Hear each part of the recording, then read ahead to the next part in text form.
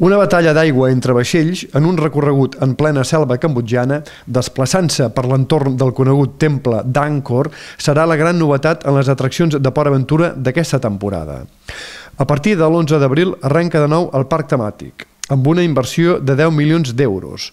Ho farà perquè les famílies puguin viure noves sensacions, com seguir el curs d'un riu en plena selva tropical plena de perills que apareixen per sorpresa i on els que vagin al vaixell, fins a 8 persones, podran respondre als perills disparant aigua amb uns canons.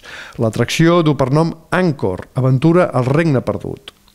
L'atracció tindrà 300 metres de longitud, el doble de l'habitual en aquests casos, i una llarga durada de 10 minuts, perquè els participants quedin ben impregnats de les noves sensacions. Una atracció de les clàssiques de Port Aventura té, com a molt estirar, una durada de 3 minuts. S'ha buscat i s'ha recreat per això la imatge del temple d'Angkor, d'on sortirà el riu. Les sorpreses, el recorregut i l'ambient selvàtic són els 3 elements novedosos. Del riu descendiran 2 vaixells que s'enfrontaran entre ells a cops de canonades d'aigua. A la vegada que de la selva apareixeran sorpreses, com ara animals mecànics amb els quals caldrà fer alguna activitat, mentre el públic que contempli l'atracció podrà, des de diferents balconades, disparar aigua als 2 vaixells.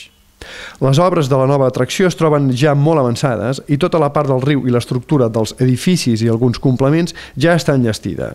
El lloc es troba a la zona de Xina, sota el Shambhala, i suposa una ampliació d'uns terrenys que ja són de Port Aventura, de 10 hectàrees i mitja, però que fins ara eren erms. Port Aventura, que l'any que ve farà 20 anys d'existència, segueix, per tant, amb la política d'obrir una nova atracció cada any. El que hem volgut és que la gent es trobi sorpresa a cada moment.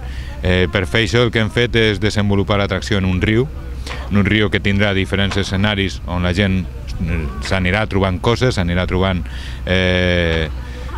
elements artificials que nosaltres posarem, que són sorpreses. Es trobaran zones on podran fer la batalla amb altres barcos i amb la gent de fora, que també tindrà canons d'aigua per poder disparar de dins a fora i de fora a dins. I que la gent no ho vegi tan explícitament quan arribi l'atracció, que vagi descobrint segons va desplaçant-se.